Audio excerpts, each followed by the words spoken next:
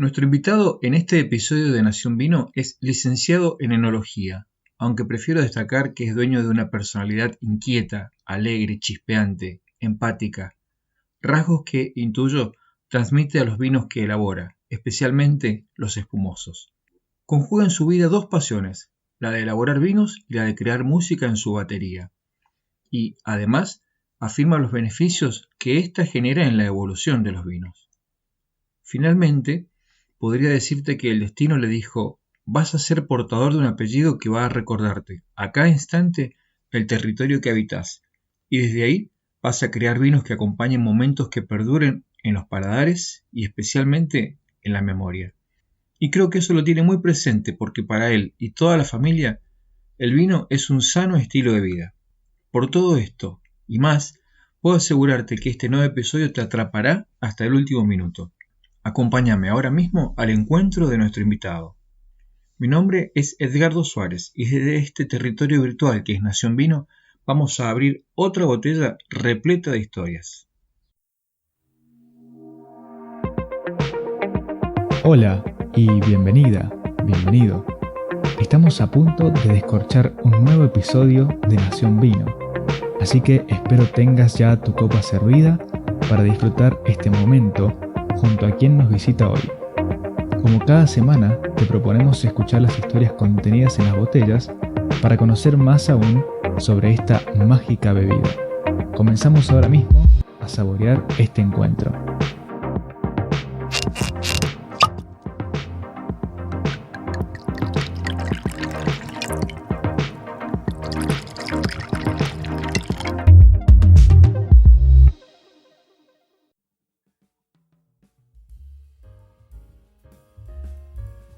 Nuestro invitado en este episodio de Nación Vino es licenciado en enología, aunque prefiero destacar que es dueño de una personalidad inquieta, alegre, chispeante, empática, rasgo que, intuyo, transmite a los vinos que elabora, especialmente los espumosos.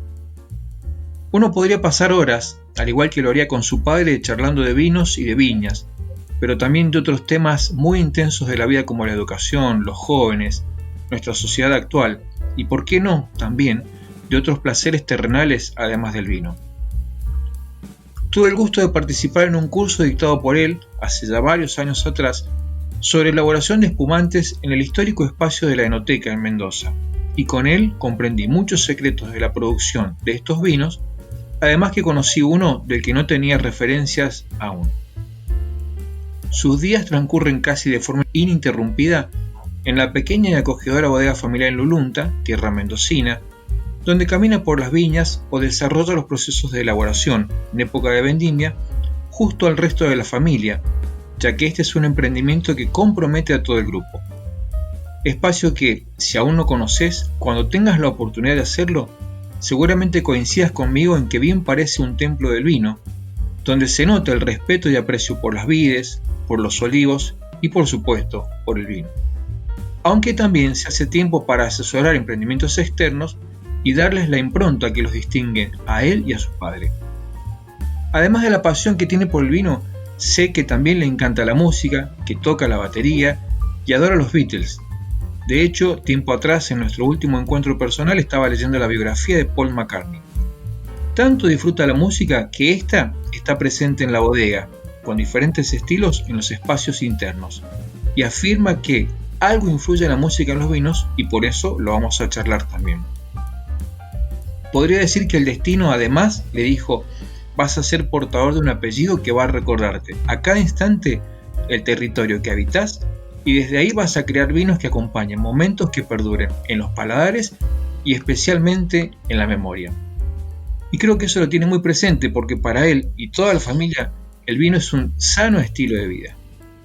Por todo esto, para mí es un enorme placer darle la bienvenida a Nación Vino a Lucas Mendoza. Lucas, ¿cómo estás? Nuevamente bienvenido a este territorio virtual que es Nación Vino. Bueno, muchísimas gracias, Edgardo. La verdad, emotivísimo esta introducción. Casi no puedo aguantar el llanto. Pero bueno, fuera de eso, realmente agradecerte la convocatoria. Creo que el vino que nos une en este diálogo es parte fundacional y fundamental de la alegría en la vida. Y bueno, nada, como una onda del sol, que es lo que nos permite la vida, el vino es el sol embotellado, y que cuando el sol es lindo, bueno, a uno un gran día siempre lo acompaña con sonrisas. Así que un gran vino es eso, es una linda sonrisa en el fondo, ¿no? Exacto. Sí, realmente, Lucas, bueno, como lo menciono en la introducción, es un placer tenerte como primer invitado, creo yo, de la familia Mendoza, porque seguramente luego voy a ir convocando al resto de la familia, ¿no? Ya que, como decíamos, todos están comprometidos con este proyecto, y disfruto mucho del contacto con ustedes, desde que los conozco, que hace ya muchos años. Disfruto cada vez que tengo la oportunidad de estar en la bodega, así que, como te decía, es un enorme placer. Pero bueno, como menciono siempre, Lucas, este podcast trata sobre descorchar historias de vida en torno al vino, y por eso, si te parece, vamos a los orígenes. Aunque resulta obvia esta pregunta, siendo hijo de don Ángel Mendoza, ¿no? Uno de los más reconocidos enólogos de Argentina. ¿Cuándo y cómo comenzó tu relación con el mundo del vino? ¿Cuándo te diste cuenta de que te estaba comenzando a atrapar esta bebida y que seguirías ese camino de vida junto al vino? Bueno, es muy buena la pregunta, Edgardo. En realidad me tengo que rememorar a los fines de semana, básicamente los sábados, que acompañábamos junto con mi hermano a mi padre. Probablemente va a haber sido algún pacto familiar entre él y mi madre, donde, bueno, lo teníamos que acompañar a mi padre, y entrábamos justamente a la bodega Peñaflor, a Trapiche. Imagínate, con edades muy pequeñas, para mí realmente era como entrar a la NASA, si lo veo hoy desde el punto de vista escolar, ver los lagares, ver las piletas, ¿no? Sí. Mi padre lo acompañábamos básicamente a hacer un rondín, que incluso me recuerdo en la época de fermentación, todas las personas, digamos, que lo acompañaban a mi padre, siempre preocupándose de que nosotros no nos asfixiáramos, ¿no? Por el desprendimiento de gas en la fermentación. Entonces, desde ahí creo que viene un impacto en lo visual, en lo escalar, ¿no? En el trabajar con otros, que me impresionó. Y el segundo gran momento fue también cuando creo que cursaba el 5º grado del primario, donde, por petición de una profesora, nos piden ir a hacer una visita guiada a la bodega. Mi padre atentamente nos recibe, se da un tour completo, y bueno, y finalmente con mis amiguitos, con mis compañeritos de colegio, bueno, disfrutar en aquel momento un jugo cepita, ¿no? Sí. Así que el orgullo de verlo a mi padre, verlo como mis amigos disfrutaban ese jugo, la vuelta, ¿no? Todo eso, yo creo que ahí ya fue una marca indeleble. Y obviamente después, cuando crecí, mi padre, al ser un enólogo respetado y referente para algunos técnicos, y te diría que la gran mayoría lo aprecia mucho, bueno, entendí que era un camino irreversible, ¿no? Tarde o temprano me iba a tocar técnicamente ser enólogo. Lo sentí, ¿no? Ese es la idea, claro. Sí, realmente, como te decía, o sea, bueno, por ahí en tantas charlas con ustedes, como que me vino esa pregunta, porque dije, bueno, o sea, es obvio, pero ¿dónde empieza esa relación? Y en esa relación tan temprana con el vino, Lucas, de chico, ¿tomabas vino con soda en casa? O sea, yo tengo en mi memoria el recuerdo de que me permitían un poquito de vino y el resto del vaso soda. ¿En tu caso era igual también? Bueno, en nuestro caso con mi hermano, mirá, te cuento, entre lo que conté, cómo fue un poco la imagen del vino para mí, lo que acabo de decir recién, también se daba que mi padre, por allá por el 86, compartía el hobby de hacer vino. De hecho, hemos tomado obviamente los vinos de Trapiche durante todas las épocas donde él estuvo participando, pero básicamente el hobby de mi padre y familiar era hacer el vino propio. Entonces, éramos nosotros la mano de obra, o los empleaditos que íbamos un poquito, cosechábamos, pisábamos la uva, bueno, en esa idea de vino casero. Entonces, nuestra primer contacto era eso, acompañar al hobby de mi padre, a veces con mejor humor o peor humor, porque eran los fines de semana donde después de nuestro colegio, viste, nos podíamos jugar a la pelota con nuestros amigos, viste.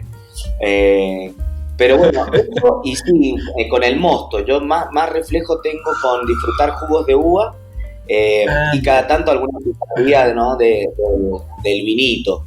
Al sodiado lo tengo muy, muy integrado desde toda mi vida de adolescencia, si se quiere, y de la vida hoy adulta, porque me parece un compañero fundamental en los almuerzos y a veces en las cenas, cuando quiero disfrutarlo al vino desde un ángulo de refrescancia, cuando quiero disfrutarlo al vino sin tanta tensión, ¿no? Sin buscar eso técnico, sin buscar ese placer concentrado, claro. ¿no? Ahí, entonces, sí, en mi casa ha estado más cerca de los mostos y de los vinos que de los jugos o de las gaseosas sintéticas, ¿no? O sea que va por ahí, claro, digamos, sí, me parece. Suponía. Sí. Bueno, convengamos también, como decía recién, que por ahí en nuestras generaciones, quienes tenemos un poco más de los 40, tal vez era más común esto de tomar vino con soda en casas, en la mayoría de las casas. Yo lo recuerdo de mi infancia, que en toda la familia, en los vecinos, en los amigos, todos tenían esa sana costumbre, y como bien decías, no era tampoco tan presente en la vida de las gaseosas antiguamente, así que es bueno que por ahí podamos rescatar todo eso, ¿no? Así que me parece fantástico traer estos recuerdos también a la memoria. Lucas, y hablando desde lo profesional, tu padre ha sido, obviamente, como bien lo mencionabas recién, referente desde pequeño en el desarrollo de tu carrera, y has aprendido seguramente, bueno, en la práctica día a día en la bodega, ¿no? Ahora, ¿él fue profesor tuyo en la universidad durante tantos años que don Ángel tuvo esa profesión también de docente? Bueno, yo a mi padre tengo la suerte quizás y la no sé si llamarle no suerte, en realidad lo tengo que englobar como suerte desde el sentimiento, sí. O pongámoslo así, desde la suerte y el padecimiento de disfrutarlo diariamente todos los días, previo digamos, a lo que fue mi parte universitaria. No lo tuve en la universidad desde educación formal de licenciado en enología. Sí lo tuve 2 años en un posgrado digamos que era de vinos a través de la viña. Eso tuve grandes profesores como Jorge Narrala, bueno, también en aquella época estaba Silvio Alberto, pero era una comunión entre enología y agronomía, donde, bueno, justamente se hacía una especie de resumen vitivinícola, desde lo que era la brotación hasta la cosecha, y acompañado por mucha teoría enológica. Entonces, bueno, ahí lo pude disfrutar y desde ya como colega, y nada, una fascinación, un estado, o sea, digamos, como profesor, sacando la parte de padre, porque bueno, es medio difícil de sacar, pero yo por supuesto. He tenido muchos colegas como profesores, a los cuales admiro mucho, pero bueno, me pasó con mi padre eso, ¿no? Una situación integradora, que es ahí donde yo veo cómo los colegas lo respetan, digamos, es otra forma de explicar, es otra forma de conjugar, de hacerte entender que A puede llegar a B, ¿no? Y son dos temas, A y B eran cosas diferentes.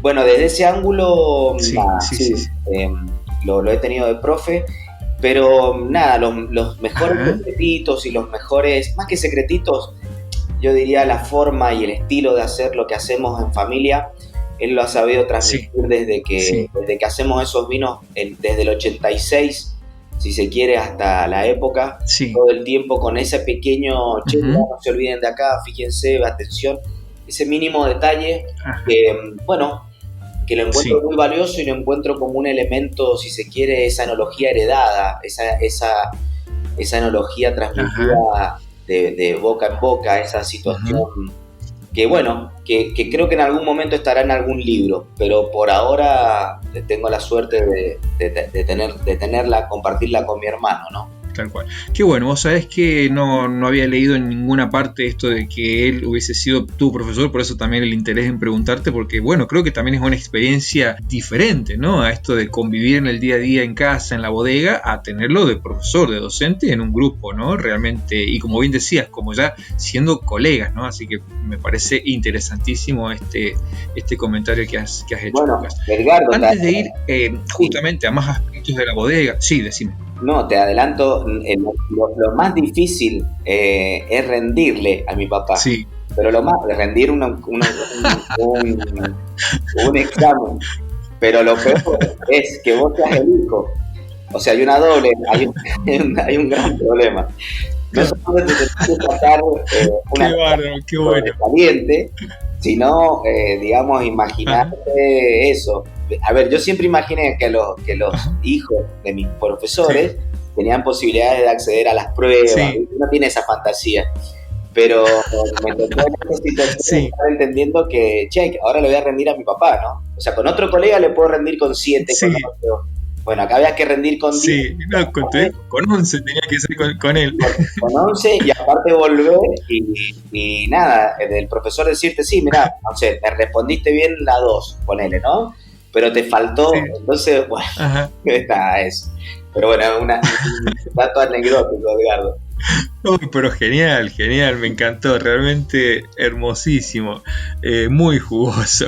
Aparte, bueno, también conociéndolo a Don Ángel y sabiendo cómo es, imagino la situación realmente, imagino la situación de ese, justamente como bien decías, el retorno a casa después, ¿no? Luego del examen en casa. Sí, así que muy, pero muy bueno la acotación, Lucas, te agradezco.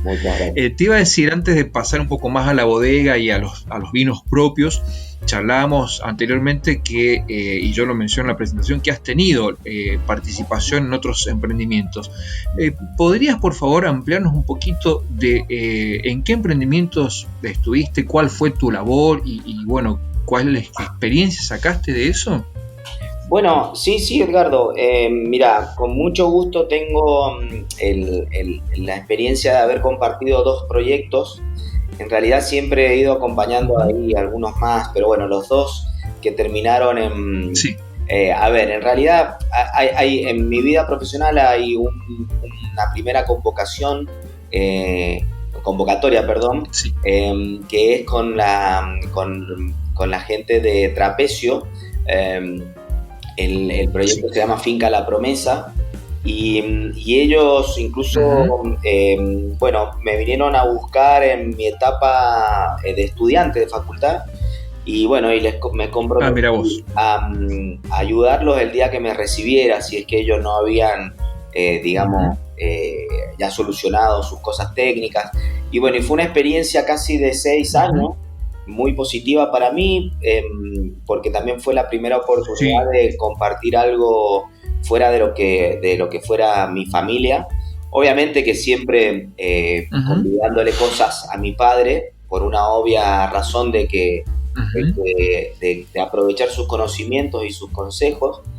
Y, claro, tal cual. Y bueno, y con ellos transcurrimos el diseño. Justamente yo también terminaba de hacer este posgrado que conté recién y nada, fue fantástico poder empezar a pensar ahí mucho de diseño, de soñar vinos y traerlos a una realidad más nacional, ¿no? Me acuerdo eso. En Trapecio jugamos a eso. Por ejemplo, había un corte que era Merlot Cabernet Franc, que yo le quería llamar Pome, por un poco jugando a Pomerol, ¿no? Y bueno, y eso, después sacó un vino muy, muy interesante en aquella época para mí, que se llamaba Bobó. Bueno, hubo un desarrollo en muchas cosas, vinos Chardonnay, con Surly en barricas. Bueno, la verdad, un gran cariño a esa etapa de mi vida. Y bueno, y la dinámica de la enología y de las modas y de los proyectos también me llevó a practicar desafíos más en el norte. Por ejemplo, estuve también con otro proyecto que se llamaba Finca Don Héctor en La Valle, donde bueno, ahí estaba el potencial de jugar con Bonardas y con Syrah y luchar justamente lo otro, Sí. ¿no? La promesa era Agrelo y una zona de alto prestigio, y bueno, estaríamos hablando de vinos ya de cuna con muy buenos, ¿no? O sea, reconocidos. Ajá. Por la zona. Sí. Y en la Valle, Sí. el desafío que nos planteamos fue justamente, bueno, es una zona un poquitito más marginal, si se quiere, desde el consumidor, pero bueno, Claro, con altísimas promesas desde lo técnico. Ahí desde lo enológico empezamos a jugar mucho con el pH, la acidez, y wow, empezamos a encontrar detalles sobresalientes. Así que también súper contento con la gente de Finca Don Héctor. Y bueno, y después también nada, tuve una época de muchos ensayos con amigos en Vistaflores, aquí también en Pedriel, mucha conexión con agrónomos. Pero bueno, esa parte hoy por hoy quizás la tengo muy reducida o muy concentrada aquí en mi familia, digamos. Sería un poco la historia de mis participaciones externas, ¿no? Justamente haces mención a esto al hablar de la Valle, ¿no? A un tema que también me interesa conocer tu visión, tu opinión como enólogo. ¿Cómo ves la actualidad del vino argentino? Si consideras que todavía queda mucho camino para recorrer en cuanto a desarrollo y en cuanto particularmente también al tema de la diversidad de territorios, Lucas. ¿Hay más camino aún para desarrollar? Bueno, yo creo que en realidad hay mucho camino desde lo comercial. Creo que la Argentina tiene que desarrollar lo comercial, digamos, como poner el caballo adelante del carro. Creo, o sea, desde lo técnico, enológico y agronómico, sí, tenemos todavía vastos caminos y terruños y lugares y paisajes para poder envasar dentro de botellas, pero eso va a ser solamente permitido mientras ampliemos nuestra posibilidad de hacer feliz a un consumidor, de ser dueños de que a ese consumidor le llegue una satisfacción,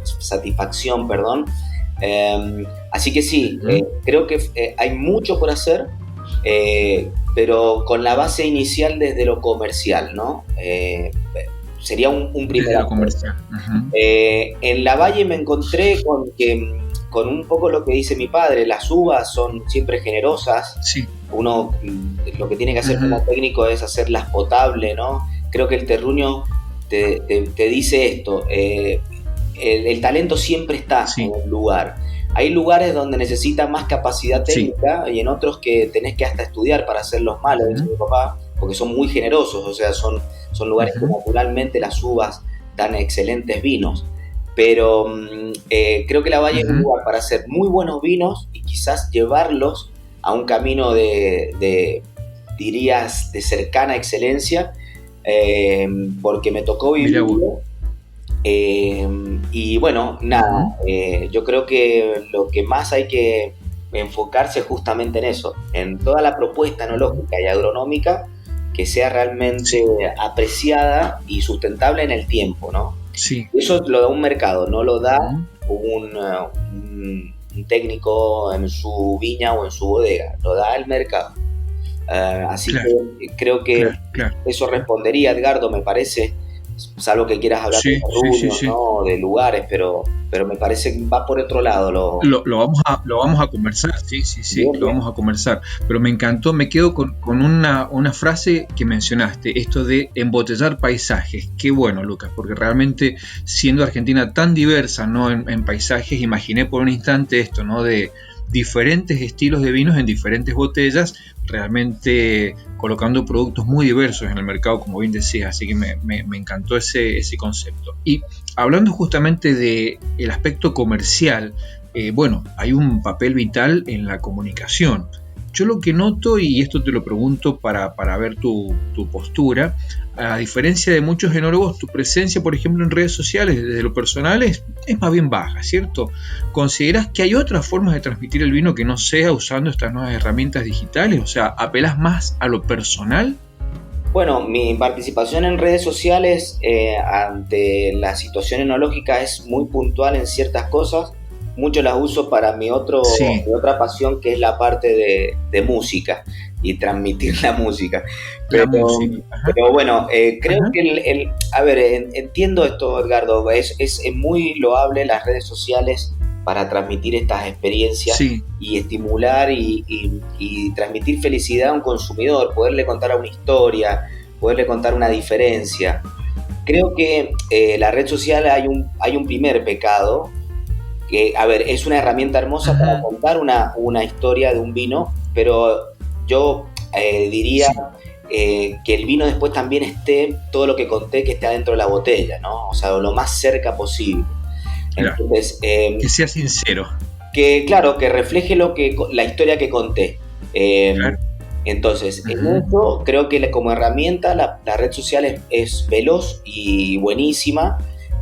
Lo que creo que hay un desafío de, si decirlo de alguna manera, sincerar o cuánto más me acerco a lo que conté. Desde ese ángulo auspicio a que se siga haciendo así, porque es una forma de motivar a un consumidor. El consumidor tiene que ser de alguna manera un tipo que primero bebe una idea y después la corrobora en el descorche, ¿no? Que eso. La copa. Claro, y lo deja ahí en la copa. Lo veo de ese ángulo, Edgardo. Me parece fundamental, ¿no? La red social. No la comparto mucho en el vino porque nosotros tenemos como bodega un manejo de eso, pero bueno, cuando puedo participo en algo. Por eso lo separaba un poco desde lo personal, porque bueno, obviamente veo el desarrollo que tienen como bodega, que siempre es muy interesante, pero también es muy bueno conocer desde lo personal, ¿no? La opinión en cuanto a esta herramienta que se usa tanto, ¿no? Y como bien decís, ¿no? Que no muchas veces termina condiciendo el mensaje con la realidad de lo que hay en botella, ¿no? Y justamente en redes sociales se habla mucho y se transmite mucho del mensaje, ¿no? En torno al vino, y no siempre se ve que sea totalmente claro. Se habla mucho del terruño. ¿Vos creés que influye mucho el terruño en las características de un vino o hasta por ahí? Bueno, el concepto terroir alberga no solamente una situación geológica y que incluye también la parte climática, incluye la parte de genética de una planta, incluye algo por encima de todo esto que te conté, que es un hombre, su trabajo y su visualización y su proyección a dónde quiere llegar, ¿no? O sea, una zona definida desde lo geológico dice algo, pero dice una parte, ¿bien? Desde ese ángulo yo quizás vuelvo a contarte algo anterior, que es, creo que los terruños o las zonas, estos paisajes, mejor lo que tienen son talentos. Y un talento, si uno lo compara a la humanidad, digamos, qué sé yo, por ejemplo, decirte, hay personas que son buenísimas corriendo y son récord a nivel mundial, no sé, Bolt, y el tipo tiene un talento insuperable en eso hoy, ¿no? Pero no porque sea talentoso corriendo, también es talentoso, no sé, jugando al vóley.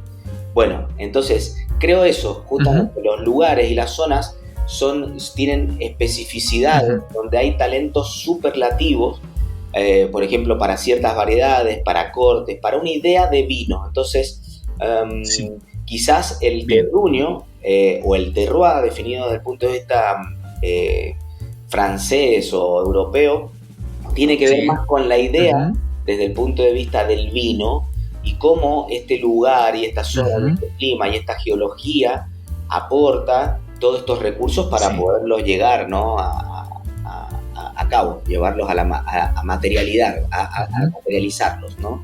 Bien, clarísimo, Lucas. Claro, porque, bueno, como te decía, es un tema que por ahí presenta mucho debate, muchas discordias, ¿no? Digamos en el buen sentido, por ahí de diferentes opiniones, por ahí dos corrientes totalmente opuestas en cuanto a lo que influye o no influye el terruño. Bueno, mira, aclaro una última cosita. Quería aclararte algo importante. A ver, ¿cómo entender que algo es mejor o peor cuando el vino es una materia subjetiva? ¿Cómo entender? Es como decirte esto, mira, estamos pintando, ¿no? Y uno tiene un color azul y uno rojo. Y decir, por dar colores, puedo decir verde, no es de equipos de fútbol esto. Y bueno, y ese azul rojo, digamos, es como, obviamente va a haber gente que le encanta el rojo y otro que le encanta el azul. En esa subjetividad no hay un color mejor. Sí. Está esa diversidad, está este público, y a veces muchos fanáticos del rojo se toman alguna cosita del azul y viceversa. Entonces, lo que hay es eso, entre las redes sociales y el marketing han ido abriendo nuevas zonas que me parecen loables, y bueno, y uno tiene que hacer como las gallinas, ¿no? Ese cacareo para decir que puso un huevo, o ese ruido, ¿no? Nada, esos gritos como para decir, che, acá estoy.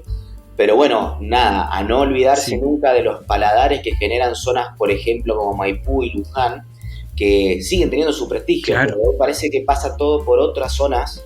Y estoy hablando de Mendoza, pero bueno, podemos hablar de otras zonas también, pero digamos, no existe el lugar mejor. Tal cual. Existen talentos, entonces habrá lugares excepcionales para un Chardonnay, para hacer Surly o Copas Ricas, y otros lugares soñados para hacer champán también con ese mismo Chardonnay. O habrá para hacer un Malbec muy grueso, o un Malbec de corte, o nada, o el sueño que soñemos, ¿no? O sea, va ahí, creo que eso claro. Camina. Clarísimo, Lucas, un agregado realmente excelente, me parece muy muy bueno a tenerlo en cuenta permanentemente. Y como te decía, bueno, ya entrando un poco más de lleno en la parte de la bodega puntualmente de ustedes, Domaine San Diego, y de los vinos que elabora, hay un tema que me parece muy interesante y que creo que cada vez más las bodegas lo van a tener que tener en cuenta, ¿no? Que es el cuidado y el respeto del ambiente. Ustedes practican en la bodega, bueno, la aplicación de principios de biodiversidad y una vitivinicultura integrada, responsable y sustentable. Ahora, hace muy poquito tiempo han desarrollado la instalación de paneles solares, ¿no? Para transformar la empresa en sustentable en su totalidad. ¿Me podés explicar, Lucas, en qué ha consistido este desarrollo? ¿Cuál es un poco la visión que tienen y cómo aprovechan todo esto para la bodega y para la parte olivícola también, tengo entendido, ¿correcto?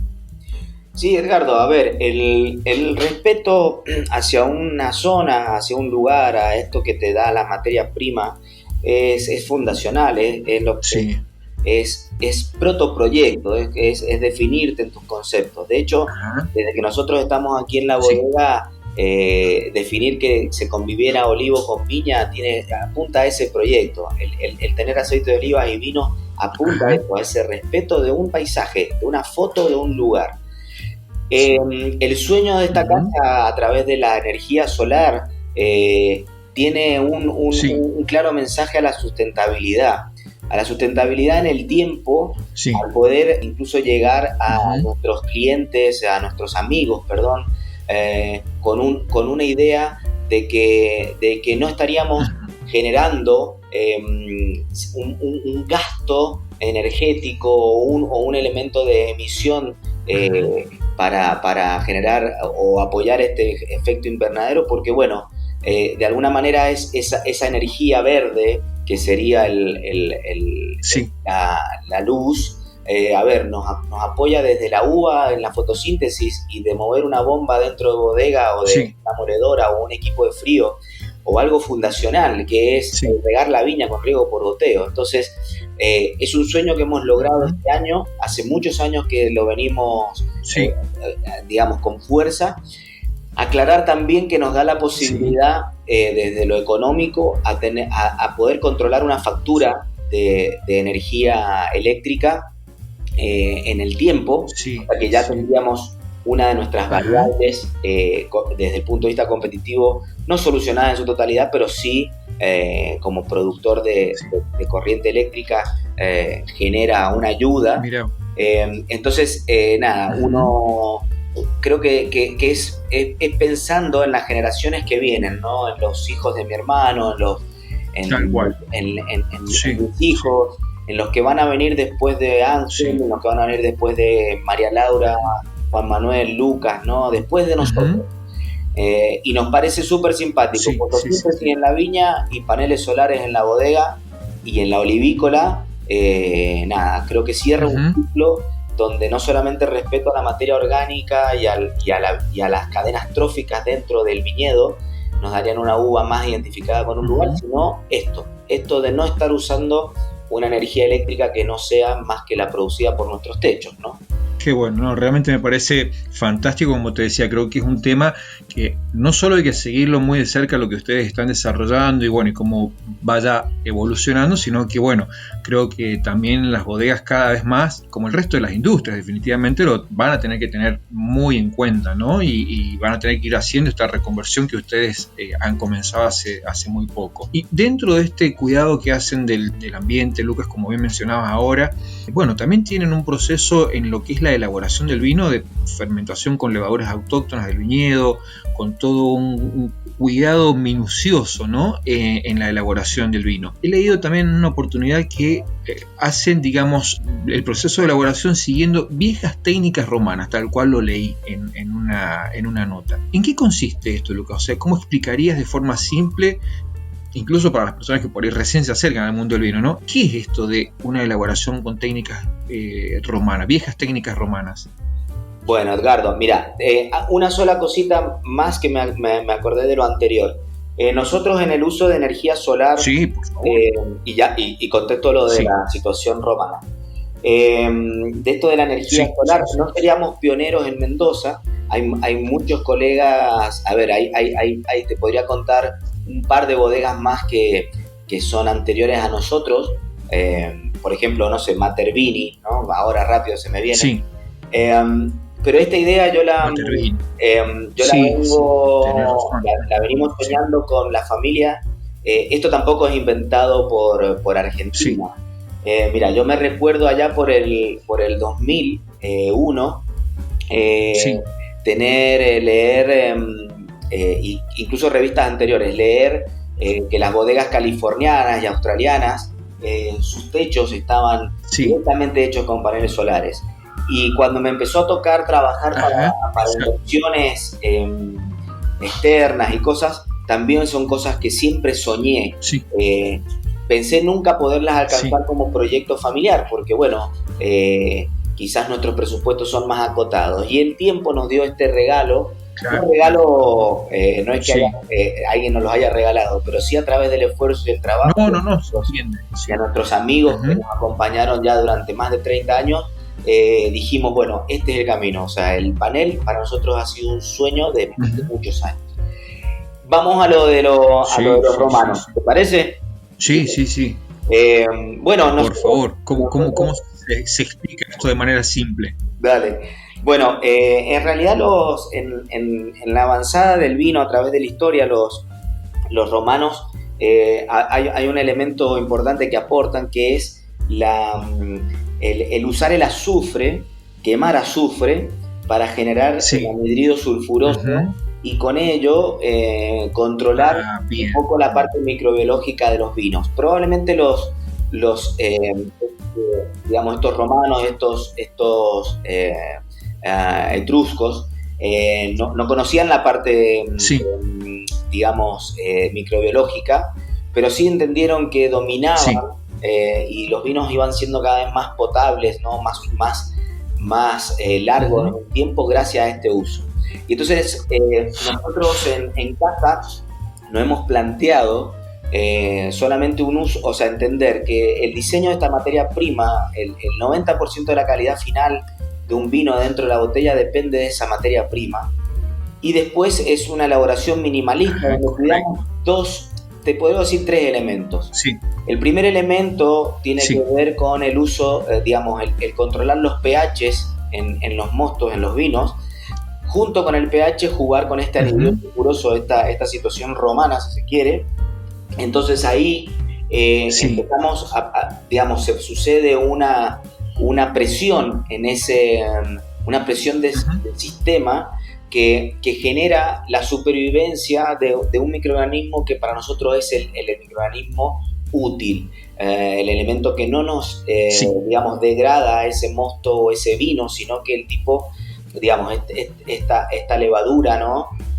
Supera esa presión en el medio y nos da fermentaciones sanas, con bajas volátiles. Y el tercer elemento que usamos es la temperatura. Creemos mucho en la temperatura, digamos, temperaturas de materia prima frescas. Incluso ya llevamos casi 3 años trabajando con reefers Ujú. y cosechando y dejando la uva a 10 grados centígrados para empezar a hacer Sí. el trabajo dentro de bodega. Y luego las fermentaciones Ah, mira a vos. no superar más de 18 grados en su pico máximo de fermentación. Ajá. Estos tres elementos son los que, Ujú. Sí, a nuestro entender técnico, nos dan la posibilidad de revelar o tomar una foto sí. nítida de un paisaje, que es de aquí, de la finquita, ¿no? De nuestro Ajá. San Diego. Decís estos tres elementos. Yo agrego un cuarto elemento, Lucas. La música. ¿Por qué Bueno, está presente en la bodega? bueno, ¿Por qué está presente en la bodega y por qué es diferente según el espacio y según el momento? También tengo entendido, porque he notado que no es la misma música en las diferentes áreas de la bodega, ¿cierto? No es la misma la música de la cava que la que está arriba, por decirlo de alguna forma, ¿no? Bueno, habría que remontarse un poco a la física cuántica y hacerla compleja toda esta charla, pero creo Ajá. que la vamos a hacer más fácil. Pero mirá qué tema, la física cuántica. Sí. Sí, sí, no, bueno, es un mito, o sea, es una situación, parece chamánica hoy hablar de física cuántica, pero a ver, Pero es realidad. Ajá. sí, obvio. En realidad, incluso de hecho, gracias a la física cuántica, las cosas existen y no existen, y gracias a la física cuántica sabemos Sí, que podemos ser sí, solamente un ruido, todo lo que conocemos. Pero bueno, sí. no es el métier. Pero ¿cómo cuadra Sí, todo esto? Bueno, sí. la materia y la energía es un mismo elemento. De hecho, mira, Ujú. dando un poco el tema de vino y música, yo estoy Sí. sacando 4 pequeños discos que tienen que ver con todo esto, y los 2 primeros se llama Partonda y Ondícula. Y bueno, ¿y qué significa eso? Bueno, que una Pero partícula es una onda y una onda puede ser una partícula. Entonces, la materia sí. y la energía, de hecho, es el mismo Sí. elemento.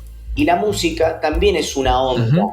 es una onda frecuencial, es una onda Ajá. que, a ver, no es solamente una onda, es una, si se quiere, una armonía de ondas. Esto habría que desarmarlo Sí. gracias Sí. a Fourier, ¿no? Y a donde uno tiene, nada, esto es ir llevando movimiento Ujú. en el ámbito Sí. molecular, en el ámbito subatómico. Y entonces nosotros, a través de Ajá. la música, encontramos lo más importante y lo más digamos, lo más protomúsica o primogénito en la música, que es la parte Sí. rítmica. Entonces, ¿qué hemos hecho? Bueno, Sí. hacer loops de música en la parte donde fermentamos y conservamos nuestros vinos. Justamente juegan mucho los Beatles, Sí. incluidos. A ver, puede pasar también un poco de música que adoramos, de este rock nuestro. Sí. ¿Y qué es lo que hay ahí? Bueno, lo que hay ahí es que hay 48 horas donde se repite la misma música. O sea, por dar una idea, está tocando Bien. Dividido y pone el arriero. Sí. Bueno, después de 48 horas vuelve Sí. el arriero. ¿Y qué sucede? Que, bueno, Ajá. todo esa parte, si se quiere, tipo de relojería, va marcando un tempo. Sí. Esas mismas frecuencias pasan cada 48 Sí. horas y después de esas 48 horas, otras 48 horas más. Y eso lo que va marcando son Sí. situaciones, si se quiere, rítmicas dentro de la físico-química del vino y de la parte de levaduras, por Sí. ejemplo. Físico-química, Sí. en las barricas Ajá. tenemos otro tipo de música que ya es más clásico. Incluso Tal cual. Sí. Sí. ahí no solamente está Mozart y Beethoven y todos los grandes de la clásica, sino también, Ujú. por ejemplo, todo lo que sea rock sinfónico, pero hecho por, digamos, por ejemplo, digamos, por música como de cámara. No sé, por ejemplo, está Gustavo Cerati con sus 11 episodios Sí. sinfónicos, y también puede estar Peter Gabriel con Sí. Bien. Entonces, ¿qué Sí. sucede? La madera Ajá. empieza a entregar los sabores, Sí. los aromas también en forma métrica, en forma Sí. de tempo, si se quiere. En el caso del champán, Ajá. las levaduras y su toma de espuma también son como hechas por metrónomo, ¿no? O sea, hemos encontrado que hay una Ajá. similitud de casi un mes en la toma de espuma, en la entrega de esa autólisis de levadura, sí, que vas a ir repitiendo estos loops de 48 horas.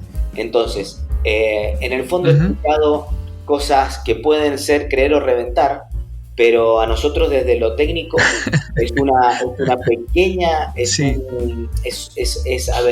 ya tengo ecualizado o modulado algo, y esto es mover un poquito más la aguja, ¿no?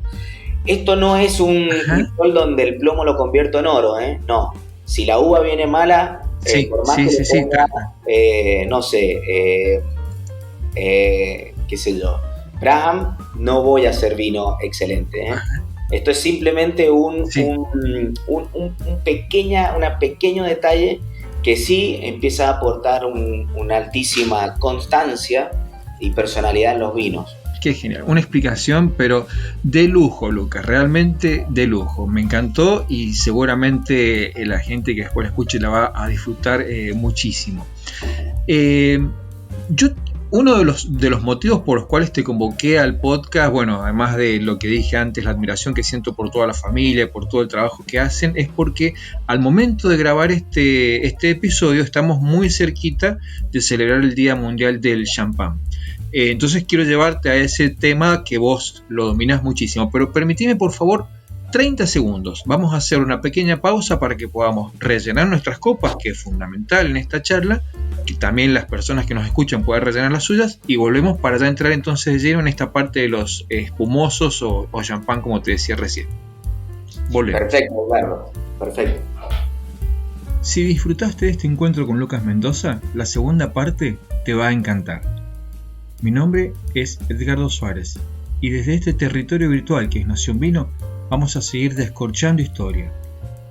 Visítanos en nacionvino.live, sumate a las charlas en las redes sociales donde nos encontrás como Nación Vino en Facebook, Instagram y Twitter, y también podrás suscribirte para recibir notificaciones en tu plataforma preferida.